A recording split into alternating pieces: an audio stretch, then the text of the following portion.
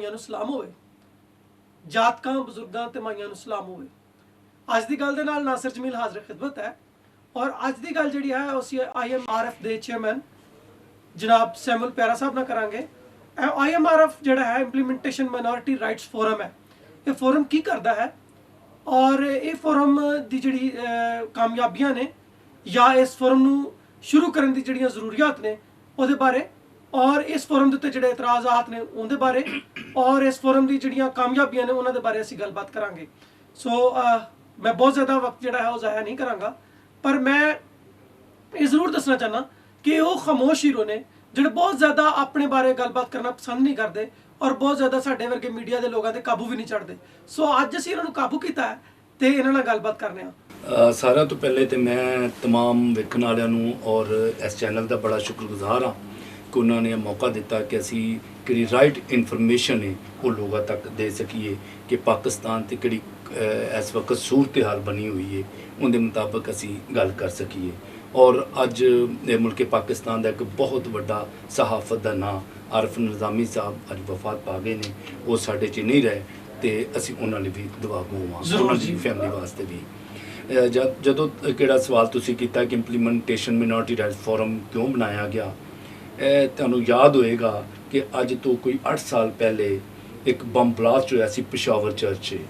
ਅਸੀਂ ਪਹਿਲੇ ਕੰਮ ਤੇ ਕਰ ਰਹੇ ਸਾਂ ਫਲੱਡ ਤੇ ਔਰ ਡਿਜ਼ਾਸਟਰ ਤੇ ਔਰ ਬਾਕੀ ਚੀਜ਼ਾਂ ਤੇ, ਲੇਕਿਨ ਇਹ ਕਿਦੋਂ ਵਾਕਿਆ ਹੋਇਆ ਤੇ ਮੈਂ ਕਿਉਂਕਿ ਇਸਲਾਮਾਬਾਦ ਸਾਂ ਔਰ ਮੈਂ 2 ਘੰਟੇ ਬਾਅਦ ਉੱਥੇ ਕਿਦੋਂ ਪਹੁੰਚਿਆ ਤੇ ਕਿਹੜੀ ਸੂਰਤ ਹਾਲ ਦੇਖੀ, ਕਿਉਂਕਿ ਉਹਦੇ 'ਚ ਸਾਡੇ 100 ਤੋਂ ਜ਼ਿਆਦਾ ਲੋਕ ਸ਼ਹੀਦ ਔਰ ਬਹੁਤ ਜ਼ਿਆਦਾ ਕਿਹੜੀ ਸੂਰਤ ਹਾਲ ਸੀ, ਸਾਡੇ ਲੋਕ ਜ਼ਖਮੀ ਹੋਏ ਸਨ।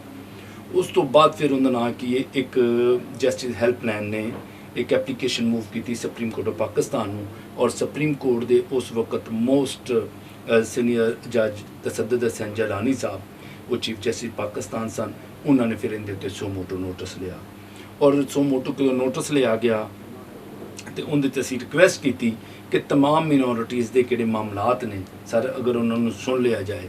ਔਰ ਮੈਂ ਸਮਝਣਾ ਉਹ ਸੁਪਰੀਮ ਕੋਰਟ ਆਫ ਪਾਕਿਸਤਾਨ ਨੇ ਔਰ ਸਪੈਸ਼ਲੀ ਤਸੱਦਦ ਹਸਨ ਜਲਾਨੀ ਸਾਹਿਬ ਨੇ ਔਰ ਬੈਂਚ ਨੇ ਦਿਲ ਖੋਲ੍ਹਿਆ ਔਰ तमाम ਅਕਲੀਅਤਾਂ ਨੂੰ ਇਹ ਮੌਕਾ ਦਿੱਤਾ ਕਿ ਜੋ ਤੁਹਾਡੇ ਮਸਲੇ ਮਸਾਇਲ ਨੂੰ ਲੈ ਕੇ ਆਓ।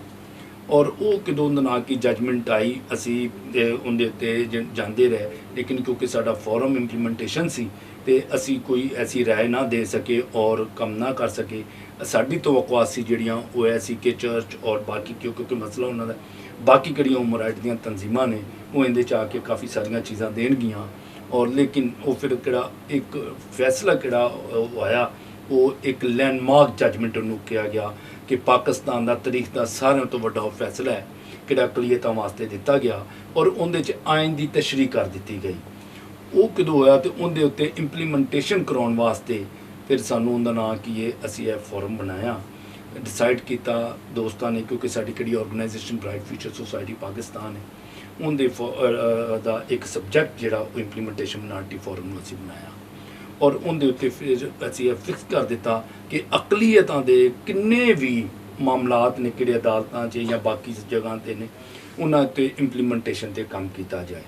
ਔਰ ਮੈਂ ਔਰ MNA ਰਮੇਸ਼ ਕੁਮਾਰ ਸਾਹਿਬ ਨੇ ਦੁਬਾਰਾ ਇੱਕ ਐਪਲੀਕੇਸ਼ਨ ਮੂਵ ਕੀਤੀ ਔਰ ਉਹਦੇ ਉੱਤੇ ਟੇਕਅਪ ਕੀਤਾ ਗਿਆ ਇੰਪਲੀਮੈਂਟੇਸ਼ਨ ਕਰਨ ਵਾਸਤੇ ਕਿ ਇਹਨੇ ਰੁਕਣੀ ਕਿਹੜਾ ਬੈਂਚ, ਕਿਉਂਕਿ ਅਦਾਲਤ ਨੇ ਕਿ ਸੁਪਰੀਮ ਕੋਰਟ ਨੇ ਕਿਹੜਾ ਡਿਸੀਜਨ ਦਿੱਤਾ 19 ਜੂਨ ਵਾਲਾ, ਉਹਦੇ 'ਚ ਲਿਖ ਦਿੱਤਾ ਗਿਆ ਹੈ ਕਿ supreme court of Pakistan separate bench ਬਣਾਉਂਦੀ ਰਹੇਗੀ ਕਿੰਨਾ ਤੱਕ ਅਕਲੀਅਤਾਂ ਦੇ ਹਕੂਕ ਉਹਨਾਂ ਨੂੰ ਨਹੀਂ ਮਿਲ ਜਾਂਦੇ ਜਾਂ ਇਹ ਕਿਹੜੀ ਜਜਮੈਂਟ ਹੈ ਇਹਦੇ ਉੱਤੇ ਅਮਲ ਦਰਾਮਦ ਨਹੀਂ ਹੋ ਜਾਂਦਾ ਤੇ ਉਹਦੇ ਉੱਤੇ ਅਮਲ ਦਰਾਮਦ ਕਰਾਉਣ ਵਾਸਤੇ ਫਿਰ ਕਿਹੜਾ ਬੈਂਚ ਬਣਿਆ ਉਹਨੂੰ ਹੈਡ ਕੀਤਾ ਨਾਸਰ ਮੁਲਕ ਸਾਹਿਬ ਨੇ, ਚੀਫ ਜਸਟਿਸ ਸਾਹਿਬ ਨੇ, ਕਿਹੜੇ ਪ੍ਰਾਈਮ ਮਿਨਿਸਟਰ ਪਾਕਿਸਤਾਨ ਵੀ ਰਹੇ ਤੇ ਉਹਨਾਂ ਨੇ ਕਿਦੋਂ ਫਿਰ ਉਹਦਾ ਨਾਂ ਕੀ ਇਹ ਟੇਕਅਪ ਕੀਤਾ ਉਹਦੇ 'ਚ ਫਿਰ ਅਸੀਂ ਆਪਣੀਆਂ CMAs ਪਾਈਆਂ ਔਰ ਉਹਨਾਂ ਉੱਤੇ ਕੰਮ ਕਰਦੇ ਰਹੇ। ਈਵਨ ਕਿ ਹਿੰਦੂ ਮੈਰਿਜ ਬਿੱਲ ਜਿਹੜਾ ਡਰਾਫਟ ਕੀਤਾ ਸੀ ਜਾਂ ਕਿਹੜਾ ਬਣਾਇਆ ਗਿਆ ਉਹ ਵੀ ਨਾਸਰ ਮੁਲਕ ਸਾਹਿਬ ਦੀ ਹੀ ਡਾਇਰੈਕਸ਼ਨ ਸੀ। ਉਹਦੇ ਵਿੱਚ ਕਾਫੀ ਸਾਰੀਆਂ ਚੀਜ਼ਾਂ ਯਾਨੀ ਕਿ ਸ਼ਾਦੀਆਂ ਦੀ ਰਜਿਸਟ੍ਰੇਸ਼ਨ ਦੇ ਹਵਾਲੇ ਨਾਲ ਫਿਰ ਉਹਦਾ ਨਾਂ ਕਿ ਚਰਚ ਜਾਂਦਾ ਰਿਹਾ ਔਰ ਉਹਦਾ ਨਾਂ ਕਿ ਇਹ ਉਹਨਾਂ ਦੀ ਸ਼ਾਦੀਆਂ ਦੀ ਕਿਹੜੀ ਰਜਿਸਟ੍ਰੇਸ਼ਨ ਸੀ ਉਹ ਅਦਾਲਤ ਨੇ ਉਸ ਫੈਸਲੇ 'ਚ ਕਿਹਾ ਕਿ ਆਲਰੇਡੀ 160 ਪਾਦਰੀ ਜਿਹੜੇ ਨੇ ਪੰਜਾਬ 'ਚ ਉਹ ਰਜਿਸਟਰਡ ਨੇ ਔਰ ਸ਼ਾਦੀਆਂ ਰਜਿਸਟਰਡ ਹੋ ਰਹੀਆਂ ਨੇ ਲੇਕਿਨ ਕਦੋਂ ਅਸੀਂ ਨਾਦਰਾ ਨਾਲ ਜਾਂ ਬਾਕੀਆਂ ਨਾਲ ਕੀਤਾ ਤੇ ਉਹ ਨਹੀਂ ਸੀ ਹੋ ਰਿਹਾ। ਉਸ ਤੋਂ ਬਾਅਦ ਫਿਰ ਅਸੀਂ ਦੁਬਾਰਾ ਤੋਂ ਇੱਕ CMA, ਇੱਕ ਨਵੀਂ CMA ਉਹਨਾਂ ਨਾਂ ਕੀ ਫਾਈਲ ਕੀਤੀ, ਕਹਿੰਦੇ ਉੱਤੇ ਨਾਦਰਾ ਨੂੰ ਔਰ ਬਾਕੀਆਂ ਨੂੰ ਡਾਇਰੈਕਸ਼ਨ ਨੂੰ। ਔਰ ਮੇਰਾ ਕਹਿਣ ਦਾ ਮਕਸਦ ਹੈਗਾ ਹੈ ਕਿ ਅਦਾਲਤਾਂ ਸਾਡੇ ਨਾਲ ਖੜੀਆਂ ਨੇ, ਅਦਾਲਤਾਂ ਤੇ ਬਿਹਤਰੀਨ ਤੋਂ ਬਿਹਤਰੀਨ ਕਿਹੜੀਆਂ ਫੈਸਲੇ ਨੇ, ਜੱਜਮੈਂਟਾਂ ਨੇ ਉਹ ਦਿੰਦੀਆਂ ਨੇ, ਲੇਕਿਨ ਬਦਕਿਸਮਤੀ ਇਹ ਰਹੀ ਹੈ ਕਿ ਗੌਰਮੈਂਟਸ ਕਿਹੜੀਆਂ ਨੇ ਉਹਨਾਂ 'ਚ ਇੰਪਲੀਮੈਂਟੇਸ਼ਨ ਕਰਨ 'ਚ ਨਾਕਾਮ ਰਹੀਆਂ ਨੇ। ਇੰਪਲੀਮੈਂਟੇਸ਼ਨ ਮਾਈਨੋਰਿਟੀ ਰਾਈਟਸ ਫੋਰਮ ਜਿਹੜਾ ਹੈ, ਇਹ ਫੋਰਮ ਕਾਫੀ ਦੇਰ ਤੋਂ ਅਸੀਂ ਸੁਣਿਆ ਇੱਕ ਕੰਮ ਕਰਦਾ ਪਿਆ, ਔਰ ਜਿਸ ਤਰ੍ਹਾਂ ਹੁਣ ਤੁਸੀਂ ਗੱਲ ਦੱਸੀ ਹੈ ਕਿ ਜੀ ਉਹ ਅਦਾਲਤਾਂ ਨੇ ਸਾਨੂੰ ਸੁਣਿਆ ਵੀ ਹੈ, ਸਾਨੂੰ ਖੋਲ੍ਹਿਆ ਵੀ ਹੈ, ਸਾਨੂੰ ਮਿਲੇ ਵੀ ਨੇ, ਔਰ ਉਹਦੇ ਤੇ ਇੰਪਲੀਮੈਂਟੇਸ਼ਨ ਵਾਸਤੇ ਤੁਸੀਂ ਕੰਮ ਵੀ ਕੀਤਾ ਹੈ। ਇਸ ਹਿਸਾਬ ਨਾਲ ਤੇ ਲੱਗਦਾ ਹੈ ਵੀ ਸਭ ਅੱਛਾ ਹੈ, ਪਾਕਿਸਤਾਨ 'ਚ ਮਾਈਨੋਰਿਟੀਜ਼ ਨਾਲ ਕੋਈ ਮਸਲਾ ਨਹੀਂ। ਤੇ ਇਹ ਜਿਹੜੇ ਆਏ ਦਿਨ ਦੇ ਮਸਲੇ ਨੇ, ਔਰ ਸਾਡਾ ਚੈਨਲ ਵੀ ਔਰ ਬਾਕੀ ਸਾਰੇ ਚੈਨਲਸ ਵੀ ਚੁੱਕਦੇ ਨੇ, ਤੇ ਅਸੀਂ ਇਹਨੂੰ ਕੀ ਸਮਝੀਏ? ਇਹ ਜਿਹੜੀ ਅਸੀਂ ਗੱਲ ਕਰਨੇ ਆ, ਇਹ ਠੀਕ ਹੈ, ਜਾਂ ਜਿਹੜੀ ਤੁਸੀਂ ਸਾਨੂੰ ਮਤਲਬ ਵਿਖਾ ਰਹੇ ਹੋ ਕਿ ਸਭ ਅੱਛਾ ਹੈ, ਇਹ ਠੀਕ ਹੈ? ਮੈਂ ਇਸ ਗੱਲ ਨੂੰ ਤਾਂ ਨਹੀਂ ਕਹਿ ਰਿਹਾ ਕਿ ਸਭ ਅੱਛਾ ਹੈ। ਅਗਰ ਅੱਛਾ ਹੁੰਦਾ ਤੇ ਸੁਪਰੀਮ ਕੋਰਟ ਸੋ ਮੋਟੋ ਨੋਟਿਸ ਕਿਉਂ ਲੈਂਦੀ? ਅਗਰ ਅੱਛਾ ਹੁੰਦਾ ਤੇ ਅੱਜ ਉਹਦਾ ਨਾਂ ਕਿ ਸਾਰੀਆਂ ਕਿਹੜੇ TOR 7 TOR ਸੀ ਉਹਨਾਂ ਉੱਤੇ ਇੰਪਲੀਮੈਂਟੇਸ਼ਨ ਹੋਇਆ ਹੁੰਦਾ। ਔਰ ਬਦਕਿਸਮਤੀ ਇਹ ਰਹੀ ਹੈ ਕਿ ਇਹਦੇ ਉੱਤੇ 4 ਤੋਂ 5 ਚੀਫ ਜਸਟਿਸ ਆਫ ਪਾਕਿਸਤਾਨ ਜਿਹੜੇ ਨੇ ਉਹ ਕੰਮ ਕਰ ਚੁੱਕੇ ਨੇ, ਹਰ ਵਾਰੀ ਬੈਂਚ ਬਣਾਇਆ ਜਾ ਚੁੱਕਿਆ ਹੈ, ਲੇਕਿਨ ਇੰਪਲੀਮੈਂਟੇਸ਼ਨ ਨਹੀਂ ਹੋ ਸਕੀ। ਲਾਸਟ ਸਾਕਮ ਨਸਾਰ ਸਾਹਿਬ ਕਿਹੜੇ ਚੀਫ ਜਸਟਿਸ ਸਾਹਿਬ ਸਨ, ਉਹਨਾਂ ਬਲਕਿ ਇਹਦੇ ਉੱਤੇ 1 ਮੈਨ ਕਮਿਸ਼ਨ ਬਣਾਇਆ, ਉਹਦੇ ਉੱਤੇ ਵੀ ਉਹਦਾ ਨਾਂ ਕਿ ਅਮਲ ਦਰਾਮਦ ਜਿਹੜਾ ਹੁੰਦਾ ਸਾਨੂੰ ਨਜ਼ਰ ਨਹੀਂ ਆਇਆ। ਉਹਦਾ ਇੱਕ ਪਹਿਲਾ ਕਿਹੜਾ TOR ਹੈ, ਉਹਦੇ ਉੱਤੇ ਇੱਕ ਟਾਸਕ ਫੋਰਸ ਬਣਨੀ ਸੀ, ਉਹ ਕਿਹੜੀ ਹੈ, ਉਹ ਫਰਵਰੀ ਦੇ ਲਾਸਟ ਵੀਕ 'ਚ ਹੁਣ ਬਣੀ ਹੈ, ਠੀਕ ਹੈ ਜੀ। ਲੇਕਿਨ ਮੇਰਾ ਕਹਿਣ ਦਾ ਮਕਸਦ ਇਹ ਹੈਗਾ ਹੈ ਕਿ ਕੁਝ ਅੱਛਾ ਵੀ ਹੋ ਰਿਹਾ ਹੈ। ਅਦਾਲਤਾਂ ਕਿਹੜੀਆਂ ਨੇ ਹਰ ਚੀਜ਼ ਦਾ ਕਿਹੜਾ ਯਾਨੀ ਕਿ ਜੋ ਮਿਨੋਰਿਟੀਜ਼ ਦੇ ਨਾਲ ਹੁੰਦਾ ਹੈ, ਅਗਰ ਉੱਥੋਂ ਤੱਕ ਰਸਾਈ ਹੁੰਦੀ ਹੈ, ਅਸੀਂ ਜਿਹੜਾ ਵੀ ਕੇਸ ਟੇਕਅਪ ਕੀਤਾ ਹੈ, ਕਰਵਾਇਆ, ਉਹਨੂੰ ਅਦਾਲਤਾਂ ਨੇ ਰਿਲੀਫ ਵੀ ਦਿੱਤਾ, ਟੇਕਅਪ ਵੀ ਹੋਇਆ। ਲੇਕਿਨ ਮਾਮਲਾ ਇਸ ਚੀਜ਼ ਦਾ ਹੈਗਾ ਹੈ ਕਿ ਦੇਖੋ ਕਿਹੜਾ ਉਹਦਾ ਨਾਂ ਕੀ ਆਇਨ ਹੈ, ਅਸੀਂ ਸਮਝਦੇ ਹਾਂ ਕਿ ਪਾਕਿਸਤਾਨ ਦਾ ਆਇਨ ਕਲੀਅਤਾਂ ਲਈ ਬਹੁਤ ਅੱਛਾ ਆਇਨ ਹੈ, ਲੇਕਿਨ ਪ੍ਰੋਬਲਮ ਕੀ ਹੈ ਕਿ ਇੰਪਲੀਮੈਂਟੇਸ਼ਨ ਦਾ। ਉਹਦੇ 'ਚ ਸਾਰੀਆਂ ਚੀਜ਼ਾਂ ਆ ਰਹੀਆਂ। ਉਹਨਾਂ ਨੂੰ ਦੇਖੋ ਕਮ ਉਮਰੀ ਦੀ ਸ਼ਾਦੀ ਦਾ ਇਸ ਵਕਤ ਹਾਈਲਾਈਟ ਕਿਹੜਾ ਹੋ ਰਹੇ ਨੇ ਇਸ਼ੂਜ਼। ਸਾਡੀਆਂ ਕਮ ਉਮਰ ਦੀਆਂ ਕਿਹੜੀਆਂ ਬੱਚੀਆਂ ਉਹਨਾਂ ਨਾਲ ਸ਼ਾਦੀ ਕੀਤੀਆਂ ਜਾ ਰਹੀਆਂ ਨੇ। ਅਸੀਂ ਇਹਦੇ ਉੱਤੇ ਪ੍ਰੋਪਰਲੀ ਉਹਨਾਂ ਨਾਲ ਕੀ ਕੰਮ ਕਰਨ ਲਈ ਤਿਆਰ ਔਰ ਕਰ ਵੀ ਰਹੇ ਹਾਂ। ਔਰ ਬਲਕਿ ਚੰਦ ਦਿਨ ਬਾਅਦ ਤੁਸੀਂ ਦੇਖੋਗੇ ਕਿ ਅਸੀਂ ਇਹਨੂੰ ਜਾ ਰਹੇ ਹਾਂ ਇਸ ਮੁਖਤਲਿਫ ਫੋਰਮ 'ਚ ਕਿ ਦੇਖੋ ਅਗਰ ਮੁਸਲਿਮ ਬੱਚੀ ਦੀ ਸ਼ਾਦੀ 16 ਸਾਲ ਤੋਂ ਘੱਟ ਹੋ ਰਹੀ ਹੁੰਦੀ ਹੈ ਜਾਂ 18 ਸਾਲ ਤੋਂ, ਕਿਉਂਕਿ ਇੱਥੇ ਤੇ ਇੱਕ ਤੇ ਡਿਫਰੈਂਟ ਲਾਅ ਨੇ, ਸੂਬਿਆਂ 'ਚ ਲਾ ਬਣ ਗਏ ਨੇ। ਪਾਕਿਸਤਾਨ ਦਾ ਲਾ ਜਿਹੜਾ ਉਹ ਨਹੀਂ ਹੈ, ਯਾਨੀ ਕਿ ਸਿੰਧ ਨੇ ਬਗੈਰ ਪੁੱਛਿਆ ਦੱਸਿਆ ਕੌਂਸਲ ਆਫ ਇਸਲਾਮਿਕ ਆਈਡੀਓਲੋਜੀ ਤੋਂ 18 ਸਾਲ ਉਮਰ ਕਰ ਦਿੱਤੀ ਹੈ। ਬਾਕੀ ਸੂਬੇ ਜਿਹੜੇ ਨੇ ਉਹਨਾਂ ਦੀ ਉਮਰ 16 ਸਾਲ ਹੈ। ਲੇਕਿਨ ਦੇਖੋ ਅਸੀਂ ਇਹ ਕਹਿੰਦੇ ਹਾਂ ਕਿ ਅਗਰ ਇੱਕ ਮੁਸਲਿਮ ਬੱਚੀ ਦੀ ਸ਼ਾਦੀ ਜਿਹੜੀ ਹੈ ਉਹ 16 ਸਾਲ ਤੋਂ ਘੱਟ ਹੋ ਰਹੀ ਹੁੰਦੀ ਹੈ ਤੇ ਪੁਲਿਸ ਉੱਤੇ ਰੇਟ ਵੀ ਕਰਦੀ ਹੈ, ਦੂਲਾ ਵੀ ਗ੍ਰਿਫਤਾਰ, ਦੁਲਹਨ ਵੀ ਗ੍ਰਿਫਤਾਰ, ਈਵਨ ਕਿ ਸਿੰਧ 'ਚ ਵੀ ਐਕਸਰਸਾਈਜ਼ ਹੋ ਰਹੀ ਹੋਵੇ ਤੇ ਰੇਟਸ ਹੁੰਦੀਆਂ ਨੇ। ਲੇਕਿਨ ਬਦਕਿਸਮਤੀ ਹੈਗੀ ਕਿ ਦੂਸਰੇ ਪਾਸੇ ਸਾਡੀਆਂ ਕਿਹੜੀਆਂ ਬੱਚੀਆਂ ਨੇ ਉਹ ਅਗਰ 14 ਜਾਂ 15 ਸਾਲ ਦੀਆਂ ਘੱਟ ਉਮਰ ਦੀਆਂ ਵੀ ਹੁੰਦੀਆਂ ਨੇ ਤੇ ਉਹਨਾਂ ਦਾ ਨਿਕਾਹ ਕਿਹੜਾ ਉਹ ਪੜ੍ਹ ਦਿੱਤਾ ਜਾਂਦਾ, ਉਹਦੇ ਉੱਤੇ ਕੋਈ ਕਿਸੇ ਕਿਸਮ ਦਾ ਰੱਦ ਅਮਲ ਨਹੀਂ ਹੁੰਦਾ। ਇਹ ਅਸੀਂ ਇਹਦੇ 'ਤੇ ਕੋਸ਼ਿਸ਼ ਵੀ ਕਰ ਰਹੇ ਹਾਂ। ਲੇਕਿਨ ਨਾਲ ਅਸੀਂ ਕਹਿੰਦੇ ਕੰਮ ਹੋ ਰਹੇ, ਮਾਮਲਾਤ ਹੈ ਨੇ, ਮੁਸ਼ਕਲਾਤ ਹੈ ਨੇ, ਲੇਕਿਨ ਨਾਲ ਅੱਛੇ ਕੰਮ ਵੀ ਹੋ ਰਹੇ ਨੇ। ਦੇਖੋ ਕੋਰਟਸ ਜਿਹੜੀਆਂ ਨੇ ਉਹ ਅੱਛੀਆਂ ਡਾਇਰੈਕਸ਼ਨਸ ਵੀ ਦੇ ਰਹੀਆਂ ਨੇ। ਮੈਂ ਐਗਜ਼ਾਮਪਲ ਤੁਹਾਨੂੰ ਦੇ ਸਕਦਾ ਕਿ ਉਹਨਾਂ ਨਾਲ ਕਿ ਇਹ ਕਿਹੜਾ ਸ਼ੇਖੂਪੁਰਾ ਮੋਟਰਵੇ ਵਾਲਾ ਵਾਕਿਆ ਸੀ, ਉਹਨੂੰ ਵੀ ਟੇਕਅਪ ਕੀਤਾ ਗਿਆ। ਇਹ ਸਾਰੇ ਮਾਮਲਾਤ ਹੋਏ ਨੇ ਔਰ ਕੋਟ ਰਾਧਾ ਕਿਸ਼ਨ ਦੇ ਮਸਲੇ 'ਚ ਵੀ ਸਜ਼ਾਵਾਂ ਹੋਈਆਂ ਨੇ। ਲੇਕਿਨ ਮਾਮਲਾ ਇਸ ਚੀਜ਼ ਦਾ ਹੈਗਾ ਹੈ ਕਿ ਇਸ ਵਕਤ ਕਿਹੜੀ ਜ਼ਰੂਰਤ ਹੈਗੀ ਹੈ ਉਹ ਇਸ ਚੀਜ਼ ਦੀ ਹੈਗੀ ਹੈ ਕਿ ਅਸੀਂ ਇੱਕ ਇਸ਼ੂਜ਼ ਜਿਹੜੇ ਨੇ ਨਾ ਉਹ ਤੈਅ ਕਰ ਲਈਏ ਕਿ ਮਾਮਲਾਤ ਹੈ ਕੀ ਨੇ ਔਰ ਕਿਹੜੀ ਡਾਇਰੈਕਸ਼ਨ 'ਚ ਜਾ ਕੇ ਇਹਨਾਂ ਨੂੰ ਅਸੀਂ ਹੱਲ ਕਰਨਾ। ਹੁਣ ਦੇਖੋ ਅਸੀਂ ਪਾਰਲੀਮੈਂਟੇਰੀਅਨ ਜ਼ਰੂਰ ਨਹੀਂ ਕਹਿ ਸਕਦੇ। ਆਸੀਆ ਨਾਸਰ ਦਾ ਇੱਕ ਲੰਮਾ ਟੰਡੋਰ ਉਹਨਾਂ ਗੁਜ਼ਾਰਿਆ 15 ਸਾਲ, ਉਸ ਤੋਂ ਬਾਅਦ ਫਿਰ ਰਮੇਸ਼ ਕੁਮਾਰ, ਉਹਨਾਂ ਗਰੀਬਾਂ ਨੇ ਤੇ ਬਿੱਲ ਪੇਸ਼ ਕੀਤੇ ਨੇ ਲੇਕਿਨ ਬਿੱਲ ਪਾਸ ਕੋਈ ਵੀ ਨਹੀਂ ਹੋਇਆ। ਕਾਨੂੰਨ ਸਾਜ਼ੀ ਕਰਨ 'ਚ ਅਸੀਂ ਨਾਕਾਮ ਰਹੇ ਹਾਂ। ਸੈਮਲ ਸਾਹਿਬ, ਜਿਸ ਤਰ੍ਹਾਂ ਤੁਸੀਂ ਆਖਿਆ ਵੀ ਕਾਨੂੰਨ ਸਾਜ਼ੀ ਕਰਨ ਦੇ ਵਿੱਚ ਸਾਡੀ ਜਿਹੜੀ ਮਾਈਨੋਰਿਟੀਜ਼ ਨੇ ਜਾਂ ਮਾਈਨੋਰਿਟੀ ਦੇ ਜਿਹੜੇ ਪਾਰਲੀਮੈਂਟੇਰੀਅਨਸ ਨੇ ਉਹ ਨਾਕਾਮ ਰਹੇ ਨੇ। ਨੰਬਰ 1, ਹੁਣ 73 ਸਾਲ ਤੋਂ ਅਸੀਂ ਕੋਸ਼ਿਸ਼ ਕਰ ਰਹੇ ਹਾਂ। ਇੱਕ ਤੇ ਇਹ ਕਾਨੂੰਨ ਸਾਜ਼ੀ ਹੋ ਨਹੀਂ ਸਕੀ, ਇਹਦੇ ਨਾ ਹੋਣ ਦੀ ਵਜ੍ਹਾ ਕੀ ਹੈ? ਔਰ ਦੂਸਰੀ ਗੱਲ, ਅਗਰ ਅਸੀਂ ਇਹਨੂੰ ਕਰਵਾਉਣਾ ਚਾਹੁੰਦੇ ਤਾਂ ਸਾਨੂੰ ਕੀ ਕਰਨ ਦੀ ਲੋੜ ਹੈ? ਦੇਖੋ ਉਹਦਾ ਨਾਂ ਕੀ ਹੈ, ਰਮੇਸ਼ ਕੁਮਾਰ ਨੇ ਫੋਰਸ ਕਨਵਰਜਨ ਦਾ ਬਿੱਲ, ਈਵਨ ਮੈਂ ਐਸੀ ਐਗਜ਼ਾਮਪਲ ਤੁਹਾਨੂੰ ਦੇ ਸਕਦਾ ਵਾਂ ਕਿ ਸਿੰਧ ਅਸੈਂਬਲੀ 'ਚ ਨੰਦ ਕੁਮਾਰ ਸਾਹਿਬ ਨੇ protection of minority rights bill लैके आंदा, सिंध गौरमेंट ने वो बिल पास कर दिता। लेकिन एक ऐसे जनाब ने फ़ोन किया जरदारी साहब नूं और वो बिल उत्थे रुक गया। इस तरह दी एग्जाम्पल्स भी है ने। और मैं समझना वा कि ਜਿਹੜੇ अपने आप ਨੂੰ चैंपियन समझते हैं कि ਅਸੀਂ कानून साजी दे सिंध गौरमेंट किहड़ी है वो चैंपियन समझती है, लेकिन जो साडे मसले 'ਚ आके वो कानून साजी रोक दी गई, प्रोटैक्शन ऑफ मिनोरिटी बिल जिहड़ा। ते इस तरह दी एग्जाम्पल्स है ने। लेकिन मैं समझना वा कि किहड़ियां चीज़ां असीं कर सकने आ, कम से कम सानू वो ते करनियां चाहीदियां ने। और इस वक्त जिहड़ा साडा मेन इशू है वो फोर्स कन्वर्जन और कम उमरी दी शादियां ने, ठीक है जी। क्योंकि कम उमरी दी शादियां 'ਚ ला मौजूद है लेकिन इंप्लीमेंटेशन जीरो है। क्योंकि ला तो मौजूद है कि ना कि सिंध गौरमेंट पास कर चुकी है कि 18 साल होना चाहिए और बाकी किहड़े 3 सूबे ने उन्हां 'ਚ 16 साल है, लेकिन इंप्लीमेंटेशन का प्रॉब्लम है। और उहदे ते उहदा ना कि किहड़े इदारे नाल मीटिंग्स चल रही ने, वो खुदा ने चाहे तो उन्होंने इंश्योर करनगियां कि इंप्लीमेंटेशन किया जाए ना। ते इंप्लीमेंटेशन मिनोरिटी राइट्स फोरम ने स्वीपर्स ਲਈ ऑल ओवर पाकिस्तान बड़ा काम किया, सुनिया मैं कि बड़ा काम किया। वो की काम सी ਜਿਹੜਾ ਤੁਸੀਂ ਕੀਤਾ, जरा ਇਹਦੇ ਤੇ जरा थोड़ी जी रोशनी पाओ। एक बहुत बड़ा तुसी सवाल किया, क्योंकि एक वड्डी तादाद है जिहड़ी किहड़े सैनिटरी वर्कर्स और सीवरमैनस ने या बाकी लोग ने वो अपने राइट तो महरूम रहे ने। और अगर मैं उस शख्स का नाम ना लवां जिहड़ा अरसा अदरात दे काम कर रहा है और जिंदी वजह तो इंप्लीमेंटेशन मिनोरिटी राइट्स फोरम ने एक केस टेकअप किया, वो बूटा इम्तियाज़ साहब ने। और उन्हों का हैदराबाद नाल तल्लक है, बड़े उन्होंने ना कि सीनियर एक्टिविस्ट ने। सो मोटो नोटिस लिया चीफ जस्टिस ऑफ पाकिस्तान साहब ने।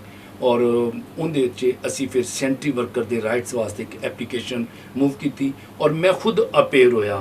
और उनके जो मैं सैनिटरी वर्कर्स के राइट्स से गल की कि इस कोरोना SOP के तमाम चीज़ां जिहड़ियां नूं एक सैनिटरी वर्कर कर रहा है, लेकिन उन्होंने हिफाजती समान नहीं दिता जा रहा।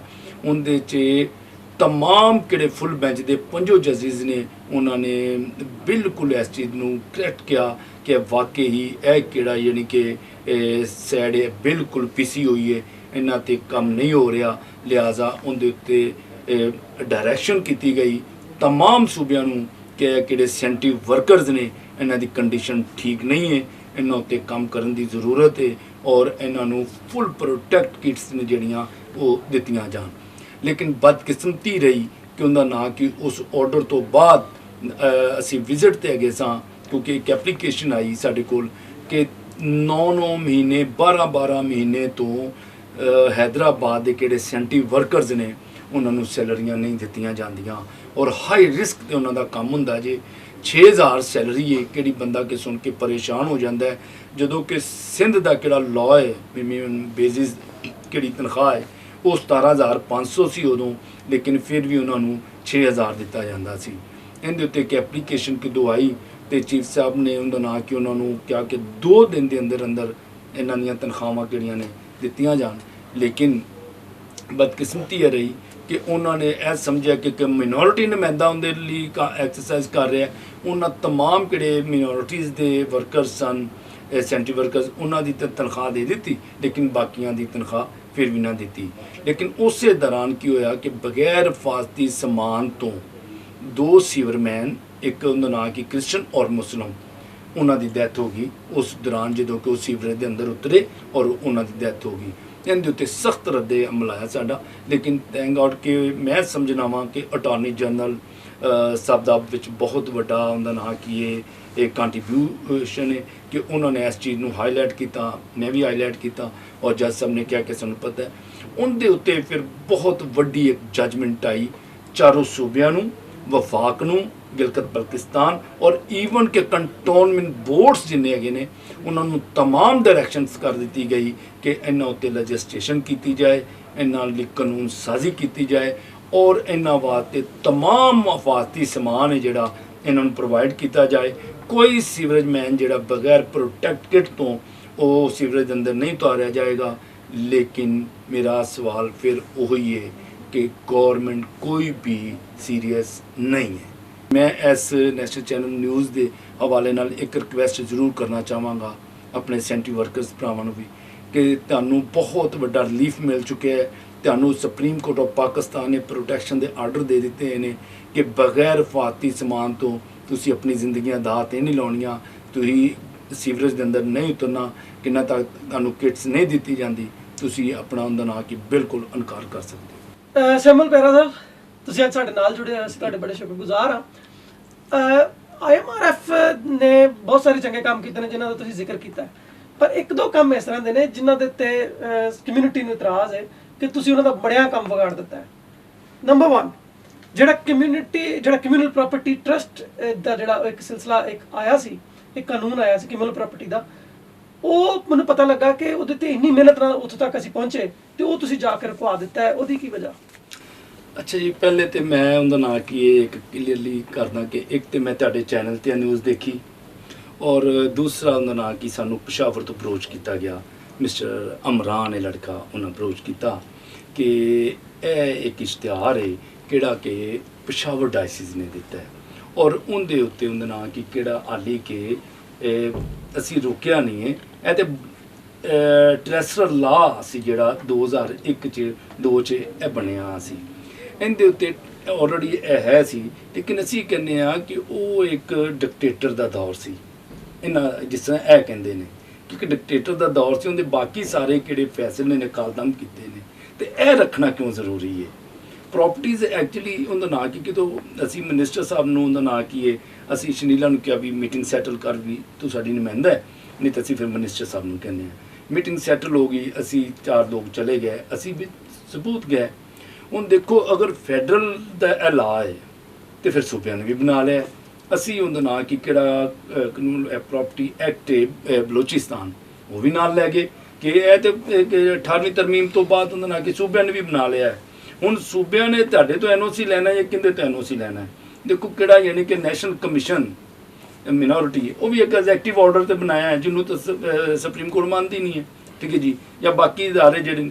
ਹੁਣ ਮਾਮਲਾ ਇਸ ਚੀਜ਼ ਦਾ ਹੈਗਾ ਕਿ ਅਸੀਂ ਇਹ ਕਹਿੰਦੇ ਕਿ ਉਹਨਾਂ ਦੀ ਸਿਫਾਰਸ਼ਾਤ ਹੈ ਕੀ ਸੀ ਕਿ ਉਹ ਸਿਫਾਰਸ਼ਾਤ ਕਰਨਗੇ, ਔਰ ਕਿਹੜੀ ਗੌਰਮੈਂਟ ਫੈਡਰਲ ਗੌਰਮੈਂਟ ਹੈ ਉਹ ਉਹਦਾ ਨਾਂ ਕਿ NOC ਜਾਰੀ ਕਰੇਗੀ। ਲੇਕਿਨ ਅਸੀਂ ਦੇਖਿਆ ਕਿ ਮਾਡਲ ਟਾਊਨ ਵਾਲਾ ਕਿਹੜਾ ਵਾਕਿਆ ਹੈ ਉਹ ਪੰਜਾਬ 'ਚ ਸੀ, ਲੇਕਿਨ ਟੇਕਅਪ ਉਹਨੂੰ ਫੈਡਰਲ ਕਰ ਰਹੀ ਸੀ, ਔਰ ਕਿਉਂਕਿ ਆਲਰੇਡੀ ਬਣਿਆ ਹੈ ਅਸੀਂ ਉਹ ਮੀਟਿੰਗ ਫਿਕਸ ਕਰ ਲਈ। ਔਰ ਮਜ਼ੇਦਾਰੀ ਦੀ ਗੱਲ ਇਹ ਕਿ ਲੋਕਾਂ ਨੂੰ ਆਈਡੀਆ ਨਹੀਂ ਸੀ, ਉਹ ਬਿੱਲ ਹਾਲੀ ਪਾਸ ਵੀ ਨਹੀਂ ਹੋਇਆ, ਕਿਤੇ ਗਿਆ ਵੀ ਨਹੀਂ, ਉਹ ਸਿਰਫ ਕਮੇਟੀ 'ਚ ਗਿਆ ਸੀ।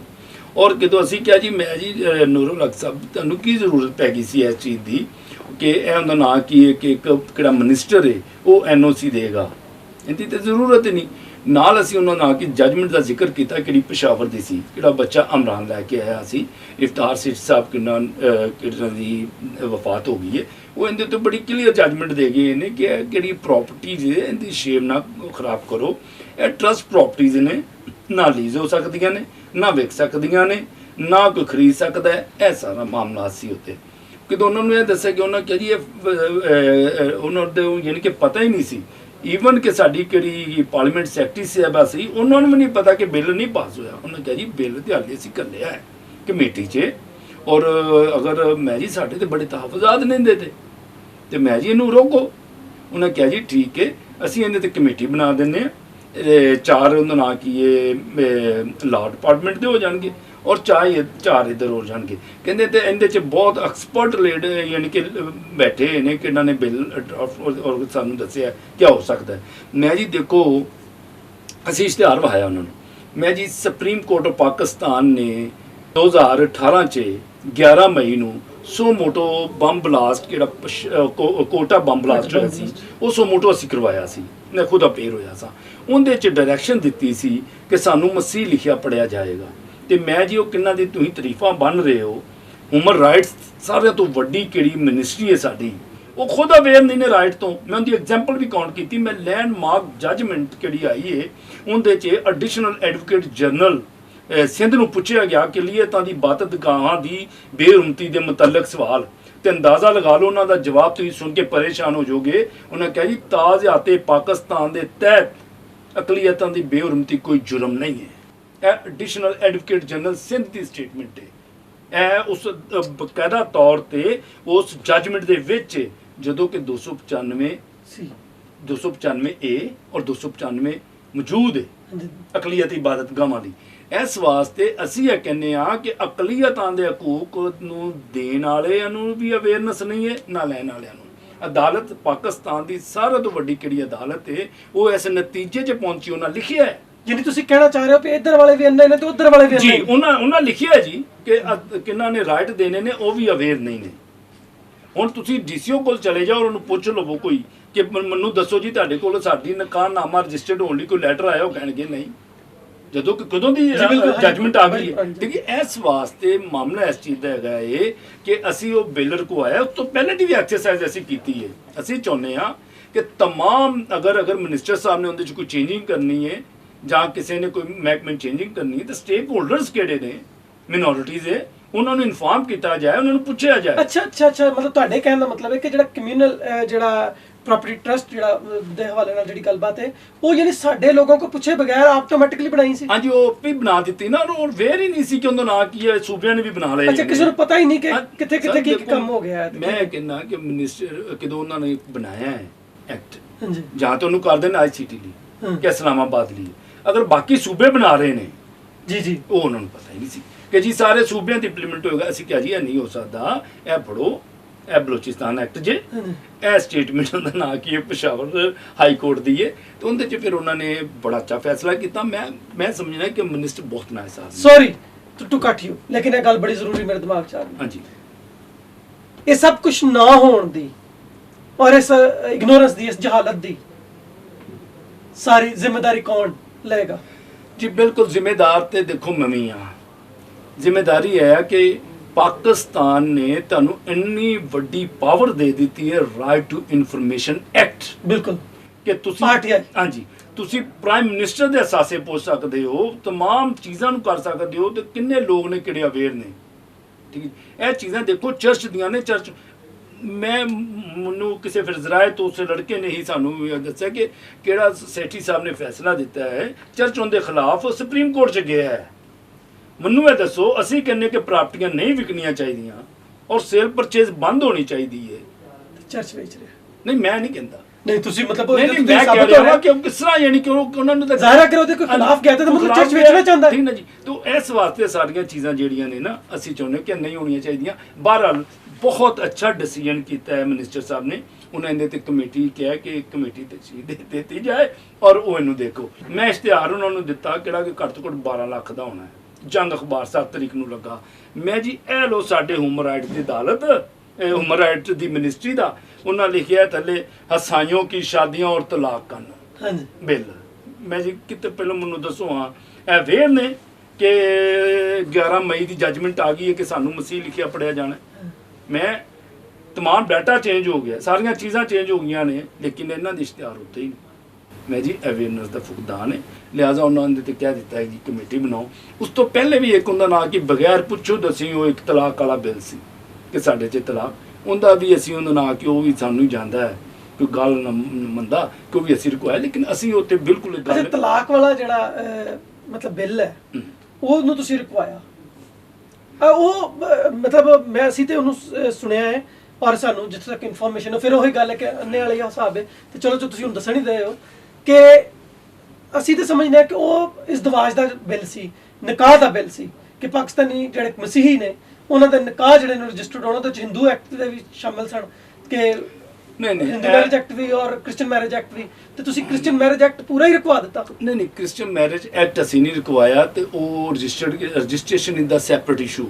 ਅੱਛਾ, ਉਹ ਬਿਲਕੁਲ ਝੂਠ ਹੈ, ਉਹਦੇ 'ਚ ਕੋਈ ਐਸਾ ਚੱਕਰ ਨਹੀਂ। ਉਹ ਸੁਪਰੀਮ ਕੋਰਟ ਆਲਰੇਡੀ ਡਾਇਰੈਕਸ਼ਨ ਦੇ ਚੁੱਕੀ ਹੈ, ਸਾਡੇ ਨਿਕਾਹ ਰਜਿਸਟਰਡ ਵੀ ਹੋ ਰਹੇ ਨੇ। ਉਹਦਾ ਇੱਕ ਕ੍ਰਾਈਟੇਰੀਆ ਹੈ, ਮਿਨਿਸਟਰੀ ਫਾਰ ਹਿਊਮਨ ਰਾਈਟਸ ਜਿਹੜੀ ਸਾਡੀ ਪੰਜਾਬ ਹੈ ਜਾਂ ਬਾਕੀ ਜਗ੍ਹਾ ਨੇ ਉਹ ਆਪਣਾ ਕਰ ਰਹੇ ਨੇ। ਠੀਕ ਹੈ ਜੀ, ਕਿਹੜੇ ਪਾਦਰੀ ਉਹਨਾਂ ਕੋਲ ਰਜਿਸਟਰਡ ਨੇ, ਕਿਹਨਾਂ ਕੋਲ NOC ਉਹ ਕਰ ਰਹੇ ਨੇ, ਉਹ ਇੱਕ ਸੈਪਰੇਟ ਇਸ਼ੂ। ਉਹ ਹੈਗਾ ਸੀ ਡਾਈਵੋਰਸ ਐਕਟ।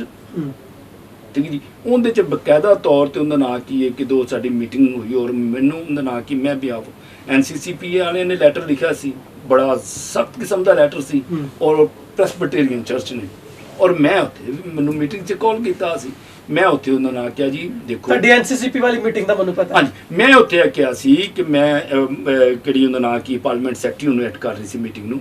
ਮੈਂ ਕਿਹਾ ਜੀ ਇਹ ਸਾਡੇ ਮਜ਼ਹਬ ਦਾ ਬੜਾ ਅਹਿਮ ਹਿੱਸਾ ਹੈ ਬੇਸ਼ੱਕ, ਔਰ ਇਹਦੇ ਉੱਤੇ ਕਿਹੜੇ ਤਮਾਮ ਸਾਡੇ ਉਹਦਾ ਨਾਂ ਕੀ ਹੈ ਕ੍ਰਿਸਚਨ ਸਟੇਕ ਹੋਲਡਰਸ ਨੇ, ਪਾਸਟਰਸ ਬਿਸ਼ਪ ਸਾਹਿਬਾਨ ਇਹਨਾਂ ਦੀ ਰਾਏ ਤੋਂ ਬਗੈਰ ਬਿੱਲ ਪਾਸ ਨਹੀਂ ਹੋਣਾ ਚਾਹੀਦਾ, ਉਹਨਾਂ ਰੋਕ ਦੇ। ਸੈਮੂਅਲ ਪੈਰਾ ਸਾਹਿਬ, ਤੁਸੀਂ ਬਹੁਤ ਖੂਬਸੂਰਤ ਗੱਲਬਾਤ ਕੀਤੀ ਹੈ, ਲੇਕਿਨ ਇੱਕ ਬੜਾ ਵੱਡਾ ਸਾਡਾ ਇੱਥੇ ਮਸਲਾ ਹੈ ਪਾਕਿਸਤਾਨ ਦੇ ਵਿੱਚ।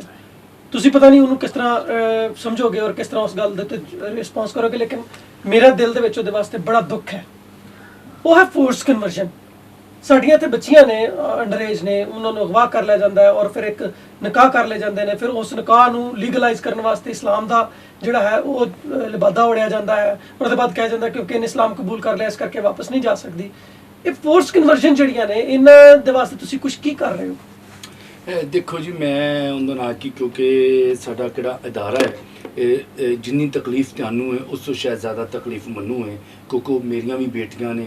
ਅਗਰ ਅੱਜ ਕਿਸੇ ਨਾਲ ਤਾਂ ਮੇਰੇ ਨਾਲ ਵੀ ਹੋ ਸਕਦਾ ਹੈ, ਲੇਕਿਨ ਇਹਦੇ ਉੱਤੇ ਕਿਹੜੀ ਇੱਕ ਕੋਰਟ ਕਿਹੜਾ ਡਿਸੀਜਨ ਸੀ, ਇੱਕ ਫੈਸਲਾ ਕਿਹੜਾ ਕੀਤਾ ਗਿਆ ਇਸਲਾਮਾਬਾਦ 'ਚ, ਉਹਦੇ 'ਚ ਆਇਆ ਸੀ ਕਿ ਇੱਕ ਮਖਸੂਸ ਗਰੁੱਪ ਹੈ, ਉਹਨਾਂ ਦੇ 'ਚ ਮੀਆਂ ਮਿੱਠੂ ਵਗੈਰਾ ਸਾਹਿਬ ਦਾ ਨਾਮ ਆਇਆ ਔਰ ਉਹ ਇੱਕ ਗਰੁੱਪ ਹੈ ਜਿਹੜਾ ਇਹਦੇ 'ਤੇ ਕੋਈ HRC ਦੀ ਰਿਪੋਰਟ ਸੀ ਔਰ ਉਹਦੇ ਉੱਤੇ ਕਾਉਂਸਲ ਆਫ ਇਸਲਾਮਿਕ ਆਈਡੀਆਲੋਜੀ ਨਾਲ ਸਾਡੀ ਪਾਕਿਸਤਾਨ ਦੀ ਹਿਸਟਰੀ 'ਚ ਪਹਿਲੀ ਦਫਾ ਸਾਰਿਆਂ ਤੋਂ ਵੱਡੀ ਮੀਟਿੰਗ ਅਸੀਂ ਅਰੇਂਜ ਕੀਤੀ ਪੀਰ 'ਚ, ਕਿਨੂੰ ਉਹਦਾ ਨਾਂ ਕੀ ਹੈ, ਕਹਿੰਦੇ 'ਚ ਉਹਨਾਂ ਦੇ ਰਿਸਰਚਰ ਔਰ ਤਮਾਮ ਲੋਕ ਆਏ ਔਰ ਚੇਅਰਮੈਨ ਕਿਬਲਾ ਸਾਹਿਬ ਵੀ ਸਨ, ਸ਼ਨੀਲਾ ਰੁਸ ਸਾਹਿਬਾ ਸੀ ਔਰ ਉਹਨਾਂ ਨੇ ਕਿਹੜਾ ਸ਼ਨੀਲਾ ਸਾਹਿਬਾ ਨੇ ਇਹਨਾਂ 'ਤੇ ਬਿੱਲ ਬਣਾਇਆ। ਉਹ ਬੜਾ ਕਮਜ਼ੋਰ ਬਿੱਲ ਸੀ, ਲੇਕਿਨ ਕਿਹੜੀਆਂ ਕਾਉਂਸਲ ਆਫ ਇਸਲਾਮਿਕ ਆਈਡੀਆਲੋਜੀ ਔਰ ਰਿਸਰਚਰ ਕਿਹੜੇ ਇਸਲਾਮਿਕ ਬੁਲਾਏ ਸੀ, ਉਹਨਾਂ ਦੀਆਂ ਰਿਕਮੈਂਡੇਸ਼ਨਸ ਬਹੁਤ ਸਟਰੋਂਗ ਸਨ।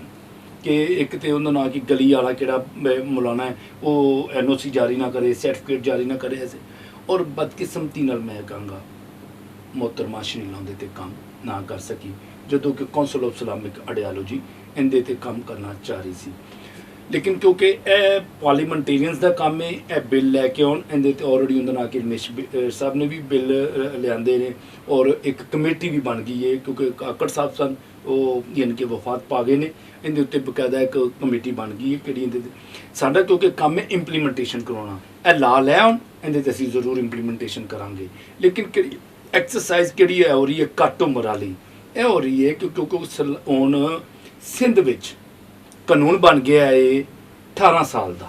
ਹੁਣ ਇਹ ਕੀ ਕਰਦੇ ਨੇ ਕਿ ਉੱਥੋਂ ਬੱਚੇ ਲਿਆ ਕੇ ਨਾ ਰਹੀਮ ਯਾਰ ਖਾਨ ਪੰਜਾਬ 'ਚ ਅਤੇ ਮੁਖਤਲਿਫ ਇਲਾਕਿਆਂ 'ਚ ਲਿਆ ਕੇ ਸ਼ਾਦੀਆਂ ਕਰ ਲੈਂਦੇ ਨੇ ਔਰ ਉਹਨਾਂ ਨੂੰ ਪਤਾ ਕਿ ਇੱਥੇ ਇਹ ਸਾਰਾ ਮਾਮਲਾ ਹੈ। ਲੇਕਿਨ ਮੈਂ ਸਮਝਣਾ ਵਾਂ ਕਿ ਸਾਨੂੰ ਸਿਰਫ ਸੈਸ਼ਨ ਜੱਜ ਹਾਈ ਕੋਰਟ ਤੱਕ ਨਹੀਂ, ਇਹ ਫਿਰ ਕੇਸ ਸਾਨੂੰ ਉੱਤੇ ਤੱਕ ਲਿਜਾਣਾ ਚਾਹੀਦਾ ਹੈ, ਠੀਕ ਹੈ ਨਾ, ਤਾਂ ਕਿ ਕਿਤੋਂ ਰਿਲੀਫ ਹੈ ਜਿਹੜਾ ਉਹ ਹੋਣਾ ਚਾਹੀਦਾ ਹੈ। ਔਰ ਅਸੀਂ ਨੈਸ਼ਨਲ ਚੈਨਲ 'ਤੇ ਬੈਠ ਕੇ ਕਹਿੰਦੇ ਹਾਂ ਕਿ ਅਗਰ ਕੋਈ ਐਸਾ ਕੇਸ ਚੱਲ ਰਿਹਾ ਹੈ ਇਸ ਵਕਤ, ਕਿਹੜੀ ਬੱਚੀ ਦੀ ਉਮਰ 16 ਸਾਲ ਤੋਂ ਕਮ ਹੈ, ਅਗਰ ਉਹ ਸਾਨੂੰ ਦੱਸ ਦਿੱਤਾ ਜਾਏ, ਕੇਸ ਉਹ ਹੀ ਕਰਨ, ਲੇਕਿਨ ਉਹਨਾਂ ਦੀ ਇੱਕ ਅਸੀਂ ਮਦਦ ਕਰਨ ਲਈ ਤਿਆਰ ਹਾਂ ਔਰ ਅਸੀਂ ਉਹਨੂੰ ਇੱਕ ਟ੍ਰਾਇਲ ਕੇਸ ਜ਼ਰੂਰ ਬਣਾਉਣਾ ਚਾਹੁੰਦੇ ਹਾਂ। ਜ਼ਬਰਦਸਤ। ਅੱਛਾ, ਮੈਨੂੰ ਇੱਕ ਹੋਰ ਚੀਜ਼ ਦੇ ਬਾਰੇ ਇੱਕ ਸਵਾਲ ਹੈ ਔਰ ਉਹ ਸਵਾਲ ਇਹ ਹੈ ਕਿ ਜਿਹੜਾ ਐਂਡੋਲਮੈਂਟ ਫੰਡ ਜਿਹੜਾ ਹੈ ਪਿਸ਼ਾਵਰ ਬੰਬ ਧਮਾਕੇ ਤੋਂ ਬਾਅਦ ਜਿਹੜਾ ਬਣਾਇਆ ਗਿਆ ਔਰ ਉਹਦੇ ਬਾਅਦ ਫਿਰ ਬਾਕੀ ਜਗ੍ਹਾ 'ਤੇ ਉਹਦੇ ਕਾਫੀ ਸਾਰੇ ਪੈਸੇ ਸਨ, ਉਹ ਜ਼ਰਾ ਦੱਸੋ ਉਹਨਾਂ ਦਾ ਕੀ ਬਣਿਆ, ਕਿਹਨੂੰ ਮਿਲੇ, ਕਿਸ ਤਰ੍ਹਾਂ ਮਿਲੇ? ਕਿਉਂਕਿ ਉਹਦੇ ਬਾਰੇ ਪਤਾ ਚੱਲ ਰਿਹਾ ਕਿ ਬਹੁਤ ਸਾਰੇ ਪੈਸੇ ਜਿਹੜੇ ਨੇ ਉਹ ਨਹੀਂ ਮਿਲੇ ਜਾਂ ਸ਼ਾਇਦ ਰੁਕ ਗਏ ਨੇ ਜਾਂ ਕਿਸੇ ਨੇ ਖਾ ਲਏ ਨੇ, ਜਾਂ ਕੀ ਹੋਇਆ ਉਹਦਾ? ਸਰ, ਮੈਂ ਹਮੇਸ਼ਾ ਇਹ ਗੱਲ ਕਰਦਾ ਕਿ ਲੋਕ ਤੇ ਮੇਰੇ ਆਪਣੇ ਸੀ, ਡੁੱਬਣ ਵਾਲੇ ਲੋਕ ਤੇ ਮੇਰੇ ਆਪਣੇ ਸੀ, ਨਈਆ ਤੇ ਸ਼ੇਖ ਕਿਸ ਨੇ ਕੀਆ, ਸੱਚ ਬੋਲੋ। ਬਿਲਕੁਲ ਠੀਕ ਹੈ ਨਾ ਜੀ। ਮਾਮਲਾ ਇਹ ਚੀਜ਼ ਦਾ ਸਰ ਕਿ ਗੌਰਮੈਂਟ ਆਫ KPK ਨੇ ਕਿਹੜਾ ਐਕਟ ਹੈ, ਕੰਪਨਸੇਸ਼ਨ ਐਕਟ, ਜੀ ਜੀ, ਹਰ ਸੂਬੇ 'ਚ ਯਾਨੀ ਕਿ ਉਹਦਾ ਇੱਕ ਐਕਟ ਹੈ, ਉਹਦੇ ਤਹਿਤ ਪੈਸੇ ਦਿੱਤੇ ਜਾਂਦੇ ਨੇ। ਜਿਹੜਾ ਕਿ ਉਹਦਾ ਨਾਂ ਕੀ ਹੈ, ਕਿਹੜਾ ਸ਼ਹੀਦ ਹੁੰਦਾ ਹੈ ਉਹਦਾ ਪੈਕੇਜ ਲੈਦਾ ਹੈ, ਕਿਹੜਾ ਜ਼ਿਆਦਾ ਜ਼ਖਮੀ ਹੈ ਉਹਦਾ ਪੈਕੇਜ ਲੈਦਾ, ਔਰ ਕਿਹੜਾ ਮਾਮੂਲੀ ਜ਼ਖਮੀ ਹੁੰਦਾ ਪੈਕੇਜ। ਉਹਦੇ ਮੁਤਾਬਕ KPK ਗੌਰਮੈਂਟ ਨੇ ਕੰਪਨਸੇਸ਼ਨ ਅਦਾ ਕਰ ਦਿੱਤੀ ਸੀ। ਜਦੋਂ ਵਾਕਿਆ ਹੋਇਆ ਤਾਂ ਉਦੋਂ ਫਿਰ ਸਿੰਧ ਗੌਰਮੈਂਟ ਨੇ ਆ ਕੇ ਵੀ ਅਨਾਉਂਸ ਕੀਤਾ, ਜਿਹੜਾ ਕਿ ਫਿਰ ਉਹਦਾ ਨਾਂ ਕੀਤਾ ਉਹਨਾਂ ਤੱਕ ਸੁਪਰੀਮ ਕੋਰਟ ਆਫ ਪਾਕਿਸਤਾਨ ਨੇ ਇਹ ਕੇਸ ਟੇਕ ਅਪ ਕਰ ਲਿਆ ਸੀ। ਲਿਹਾਜ਼ਾ ਉਹਦੇ ਉੱਤੇ ਅਸੀਂ ਡਾਇਰੈਕਸ਼ਨ ਕਰਵਾ ਦਿੱਤੀ ਸਿੰਧ ਗੌਰਮੈਂਟ ਨੂੰ। ਸਿੰਧ ਗੌਰਮੈਂਟ ਨੇ ਫੌਰੀ ਤੌਰ 'ਤੇ ਆ ਕੇ ਉਹ ਕਿਹੜੇ ਪੈਸੇ ਸੀ ਉਹ ਅਦਾ ਕਰ ਦਿੱਤੇ। ਬਿਲਕੁਲ ਜੋ ਐਕਟ ਸੀ, ਜਿੰਨੀ ਪੇਮੈਂਟ ਸੀ ਯਾਨੀ ਕਿ KPK ਗੌਰਮੈਂਟ ਨੇ ਦਿੱਤੀ, ਉਨੀ ਹੀ ਪੇਮੈਂਟ ਉਹਨਾਂ ਨੂੰ ਦੇ ਦਿੱਤੀ। ਯਾਨੀ ਕਿ ਕਿਹੜੇ ਵਿਕਟਮ ਸਨ ਵਿਕਟਮ ਫੈਮਲੀਜ਼ ਉਹਨਾਂ ਨੂੰ ਕੰਪਨਸੇਸ਼ਨ ਮਿਲ ਗਈ ਹੈ, ਕੰਪਨਸੇਸ਼ਨ ਟੋਟਲੀ ਮਿਲ ਗਈ ਹੈ। ਲੇਕਿਨ ਇੱਕ ਐਕਸਟਰਾ ਫੇਵਰ ਸੀ ਕਿਹੜੀ ਪ੍ਰਾਈਮ ਮਿਨਿਸਟਰ ਨਵਾਜ਼ ਸ਼ਰੀਫ ਸਾਹਿਬ ਨੇ ਉਦੋਂ ਕੀਤੀ, ਔਰ ਜਦੋਂ ਗਵਰਨਰ ਹਾਊਸ 'ਚ ਮੀਟਿੰਗ ਹੋਈ ਤੇ ਸਾਡੇ ਬਿਸ਼ਪ ਸਾਹਿਬ ਵੀ ਬੈਠੇ ਸਨ। ਉਹਨਾਂ ਨੇ ਪੁੱਛਿਆ ਕਿ ਇਹਦੇ ਲਈ ਮੈਂ ਕੀ ਕਰ ਸਕਦਾ। ਇਹਨਾਂ ਨੇ ਕਿ ਕੈਲਕੂਲੇਟਡ ਰਕਮ ਬਣਾਈ ਸੀ 35 ਕਰੋੜ ਰੁਪਇਆ। ਇਹਨਾਂ ਨੇ ਡਿਮਾਂਡ ਕੀਤੀ, ਬਿਸ਼ਪ ਸਾਹਿਬ ਨੇ 35 ਕਰੋੜ ਰੁਪਇਆ ਦਿਓ ਤਾਂ ਕਿ ਇੱਕ ਅੰਡੋਲਮੈਂਟ ਫੰਡ ਅਸੀਂ ਸਟੈਬਲਿਸ਼ ਕਰ ਸਕੀਏ, ਗੌਰਮੈਂਟ ਸਾਨੂੰ ਅੰਡੋਲਮੈਂਟ ਫੰਡ ਸਟੈਬਲਿਸ਼ ਕਰ ਦੇ। ਉਹਨਾਂ ਨੇ ਕਿਹਾ ਕਿ ਨਹੀਂ 35 ਤੇ ਨਹੀਂ, ਐਸਾ ਕਿ 10 ਕਰੋੜ ਰੁਪਇਆ ਫੈਡਰਲ ਦੇ ਦੇਗੀ, ਮੈਂ ਦਿੰਦਾ 10 ਕਰੋੜ ਰੁਪਇਆ ਜਿਹੜਾ ਨਾ ਉਹ KPK ਗੌਰਮੈਂਟ ਦੇਗੀ, ਉਹਦੇ ਨਾਲ ਅੰਡੋਲਮੈਂਟ ਫੰਡ ਸਟੈਬਲਿਸ਼ ਹੋ ਜੇ ਤਾਂ ਕਿ ਇਹ ਕਿਹੜੇ ਬੱਚੇ ਬੇਵਾ ਯਤੀਮ ਬੱਚੇ ਔਰ ਬਾਕੀ ਕਿਹੜੇ ਮਜ਼ਦੂਰ ਲੋਕ ਹੋ ਗਏ ਨੇ ਉਹਨਾਂ ਲਈ ਫਲਾਹ ਬਰਬੂਦਲੀ ਹੋ ਜੇ। ਲੇਕਿਨ ਬਦਕਿਸਮਤੀ ਨਾਲ ਜਦੋਂ ਜੱਜਮੈਂਟ ਆਈ ਉਹਦੇ 'ਚ ਉਹਨਾਂ ਨਾਲ ਕਿ ਇਹ ਗੌਰਮੈਂਟ ਨੇ ਕਹਿ ਦਿੱਤਾ ਕਿ ਅਸੀਂ ਕੰਪਨਸੇਸ਼ਨ ਅਦਾ ਕਰ ਦਿੱਤੀ ਹੈ 14 ਵਾਲੇ ਫੈਸਲੇ 'ਚ ਕਿਹੜਾ। ਉਸ ਤੋਂ ਬਾਅਦ ਜਿਸ ਤਰ੍ਹਾਂ ਹੀ ਨਾਸਰ ਮੁਲਕ ਸਾਹਿਬ ਨੇ ਟੇਕਅਪ ਕੀਤਾ, ਅਸੀਂ ਉਹਦੇ 'ਚ ਉਹਦਾ ਨਾਂ ਕਿ ਮੈਂ ਪਰਸਨਲੀ ਅਪੇਅਰ ਹੋਇਆ, ਬਕਾਇਦਾ ਆਰਡਰਸ ਨੇ, ਆਰਡਰਸ 'ਚ ਨਾਂ ਨੇ ਸਾਡੇ, ਅਸੀਂ ਉਹਨਾਂ 'ਤੇ ਬਕਾਇਦਾ ਤੌਰ 'ਤੇ ਕਰਕੇ ਉਹਨਾਂ ਨੂੰ ਉਹਦਾ ਨਾਂ ਕੀ ਹੈ ਬਕਾਇਦਾ ਇਸ ਕੇਸ ਨੂੰ ਮੈਂ ਜਿੱਤਿਆ। ਇੰਪਲੀਮੈਂਟੇਸ਼ਨ ਮਿਨੋਰਟੀ ਰਾਈਟਸ ਨੇ ਕੇਸ ਵਿਨ ਕੀਤਾ ਔਰ ਉਹਦੇ 'ਚ ਅਸੀਂ ਸਾਬਤ ਕਰ ਦਿੱਤਾ ਕਿ ਨਾ ਪੈਸੇ ਦੇਣੇ ਨੇ। ਈਵਨ ਕਿ ਉਹਦਾ ਨਾਂ ਕੀ ਹੈ ਸਾਡੀ ਕਾਫੀ ਉੱਥੇ ਜਦੋਂ ਮੀਟਿੰਗਸ ਹੁੰਦੀਆਂ ਰਹੀਆਂ, ਮੂੰਹ ਮਾਰੀ ਵੀ ਹੋਈ, ਲੇਕਿਨ ਸੱਦੇ ਬਾਬਕ 2015 'ਚ ਅਸੀਂ 10 ਕਰੋੜ ਰੁਪਏ ਫੈਡਰਲ ਗੌਰਮੈਂਟ ਨੇ ਸੁਪਰੀਮ ਕੋਰਟ ਆਫ ਪਾਕਿਸਤਾਨ ਦੇ ਹੁਕਮ ਤੇ KPK ਗੌਰਮੈਂਟ ਨੂੰ ਦਿੱਤਾ। KPK ਗੌਰਮੈਂਟ ਨੇ ਵੀ 10 ਕਰੋੜ ਰੁਪਇਆ ਦੇ ਦਿੱਤਾ। ਲੇਕਿਨ ਅੰਡੋਲਮੈਂਟ ਫੰਡ ਜਦੋਂ ਸਟੈਬਲਿਸ਼ ਕਰਨਾ ਸੀ, ਪੈਸੇ ਰੱਖਣ ਵਾਸਤੇ ਕੋਈ ਨਾ ਕੋਈ ਗੌਰਮੈਂਟ ਦਾ ਹੈੱਡ ਹੋਣਾ ਚਾਹੀਦਾ ਸੀ। ਹੈੱਡ ਕੋਈ ਪੈਸਿਆਂ ਵਾਲਾ ਹੈ ਨਹੀਂ ਸੀ। ਉਹਨਾਂ ਨੇ ਕੀਤਾ ਪੈਸੇ ਸਾਰੇ ਡਿਜ਼ਾਸਟਰ ਮੈਨੇਜਮੈਂਟ 'ਚ ਲਾ ਦਿੱਤੇ। ਉਹ ਪੈਸੇ 5 ਸਾਲ ਤੱਕ ਸੇਫ ਰਹੇ ਔਰ ਅਸੀਂ ਉਹਦੇ 'ਚ ਸਟਰਗਲ ਕਰਦੇ ਰਹੇ ਕਿ ਐਨਰੋਲਮੈਂਟ ਫੰਡ ਸਟੈਬਲਿਸ਼ ਕਰੋ, ਕਿਉਂਕਿ ਐਨਰੋਲਮੈਂਟ ਸਟੈਬਲਿਸ਼ ਕਰਨ ਵਾਸਤੇ ਇੱਕ ਕਾਨੂੰਨ ਹੋਣਾ ਚਾਹੀਦਾ ਸੀ, ਲਾਅ ਬਣਨਾ ਸੀ। ਐਸਾਂ ਦੀ ਪਹਿਲੇ ਕੋਈ ਐਕਸਰਸਾਈਜ਼ ਨਹੀਂ ਸੀ। ਅਗਰ ਇਹ ਡਿਸਟਰੀਬਿਊਸ਼ਨ ਕਰਨੀ ਹੁੰਦੀ ਤਾਂ ਸੇਮ ਪੈਟਰਨ ਸੀ, ਹੋਮ ਡਿਪਾਰਟਮੈਂਟ ਤੋਂ ਲਿਸਟਾਂ ਹੋਣੀਆਂ ਸੀ ਔਰ ਉਹ DCO ਸਾਹਿਬ ਨੇ ਉਹਨੂੰ ਕਰਕੇ ਤੇ ਡਿਸਟਰੀਬਿਊਸ਼ਨ ਕਰ ਦੇਣੀ ਸੀ। ਲੇਕਿਨ ਇਹ ਇੱਕ ਲਹਿਰਾ ਚੀਜ਼ ਸੀ ਕਿ ਐਨਰੋਲਮੈਂਟ ਫੰਡ ਸਟੈਬਲਿਸ਼ ਹੋਣਾ ਸੀ, ਇਹਦੇ ਲਈ ਇੱਕ ਬਕਾਇਦਾ ਤੌਰ 'ਤੇ ਕਾਨੂੰਨ ਸਾਜ਼ੀ ਕਰਨੀ ਪਈ, ਬਿੱਲ ਬਣਾਉਣਾ ਪਿਆ। ਅਸੀਂ ਇੰਤਜ਼ਾਰ ਕਰਦੇ ਰਹੇ ਲੇਕਿਨ ਨਹੀਂ। ਤੇ ਕਿੰਨੇ ਖੁਦਾ ਦਾ ਸ਼ੁਕਰ ਹੈ ਕਿੰਨੇ ਅੱਜ ਤੱਕ ਇੰਪਲੀਮੈਂਟੇਸ਼ਨ ਬੈਂਚ ਬਣੇ ਨੇ, ਉਹ ਸਾਡੀ ਰਿਕੁਐਸਟ ਉੱਤੇ ਬਣੇ ਨੇ। ਮੌਜੂਦਾ ਕਿਹੜਾ ਇੰਪਲੀਮੈਂਟੇਸ਼ਨ ਬੈਂਚ ਵੀ ਹੈ ਉਹ ਸਾਡੀ ਰਿਕੁਐਸਟ ਉੱਤੇ ਬਣਿਆ ਹੈ, ਕਿਹੜਾ ਕਿ ਇਸ ਇੰਪਲੀਮੈਂਟੇਸ਼ਨ ਉੱਤੇ ਕੰਮ ਕਰਵਾ ਰਿਹਾ। ਅਸੀਂ ਕੀ ਕੀਤਾ ਕਿ ਸਾਕਮ ਨਸਾਰ ਸਾਹਿਬ ਹੋਰਾਂ ਨੂੰ ਕਹਿ ਕੇ ਦੁਬਾਰਾ ਇਹਦੇ ਤੋਂ ਨੋਟਿਸ ਕਰਵਾ ਦਿੱਤਾ ਸੋ ਮੋਟੋ। ਉਹਨਾਂ ਰਿਪੋਰਟ ਤਲਬ ਕਰ ਲਈ। ਜਦੋਂ ਰਿਪੋਰਟ ਤਲਬ ਕਰ ਲਈ, ਆਈ ਮੀਟ ਸਪੈਸ਼ਲੀ ਚੀਫ ਸੈਕਟਰੀ ਸਾਹਿਬ ਨਾਲ ਅਸੀਂ ਗੱਲਬਾਤ ਕੀਤੀ। ਗੱਲਬਾਤ ਕਰਨ ਤੋਂ ਬਾਅਦ ਸਮਰੀ ਬਣ ਗਈ। ਹੁਣ ਉਹਦੇ ਉੱਤੇ ਉਹਨਾਂ ਨੇ ਕਿਹਾ ਜੀ ਵੀ ਇਹ ਤੇ ਫਿਰ ਉਹਨਾਂ ਨਾਲ ਕੀ ਹੈ, ਅਗਰ ਚਜਦਾ ਬਣ ਜਾਂਦਾ ਹੈ ਤੇ ਇਹ ਤੇ ਫਿਰ 20 ਕਰੋੜ ਕਿਦੋਂ ਖਤਮ ਹੋ ਜਾਏਗਾ, ਲਿਹਾਜ਼ਾ ਪੈਸੇ ਰਹਿਣੇ ਚਾਹੀਦੇ ਨੇ ਤਾਂ ਕਿ ਗੌਰਮੈਂਟ ਹੋਰ ਵੀ। ਉਹਨਾਂ ਨੇ ਫਿਰ ਉਹਨਾਂ ਨਾਲ ਕੀ ਹੈ ਮਿਨੋਰਿਟੀਜ਼ ਵਾਸਤੇ ਫਿਰ ਐਨਰੋਲਮੈਂਟ ਫੰਡ ਇੱਕ ਸਟੈਬਲਿਸ਼ ਕਰ ਦਿੱਤਾ ਹੈ।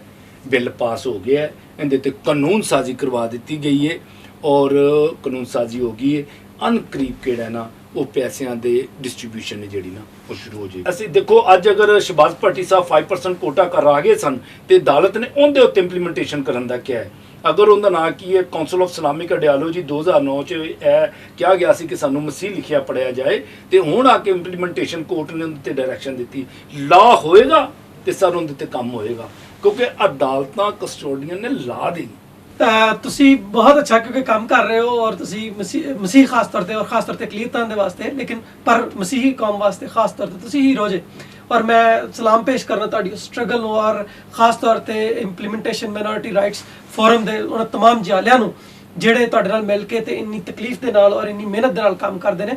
ਔਰ ਅੱਜ ਦੀ ਗੱਲ ਨੂੰ ਅਸੀਂ ਇੱਥੇ ਹੀ ਖਤਮ ਕਰਾਂਗੇ। ਮੈਨੂੰ ਔਰ ਸੈਮਲ ਪਿਆਰਾ ਸਾਹਿਬ ਨੂੰ ਦਿਓ ਇਜਾਜ਼ਤ, ਫਿਰ ਕਿਸੇ ਅਗਲੇ ਪ੍ਰੋਗਰਾਮ ਦੇ ਵਿੱਚ ਇਹਨਾਂ ਦੇ ਨਾਲ ਮਿਲਾਂਗੇ ਔਰ ਜਿਹੜੇ ਬਾਕੀ ਇਹਨਾਂ ਦੀਆਂ ਐਫਰਟਸ ਨੇ ਉਹਨਾਂ ਦੇ ਬਾਰੇ ਗੱਲ ਕਰਾਂਗੇ। ਸੋ ਅੱਜ ਤੱਕ ਲਈ ਅੱਜ ਦੀ ਗੱਲ ਦੇ ਨਾਲ ਰੱਬ ਰਾਖਾ।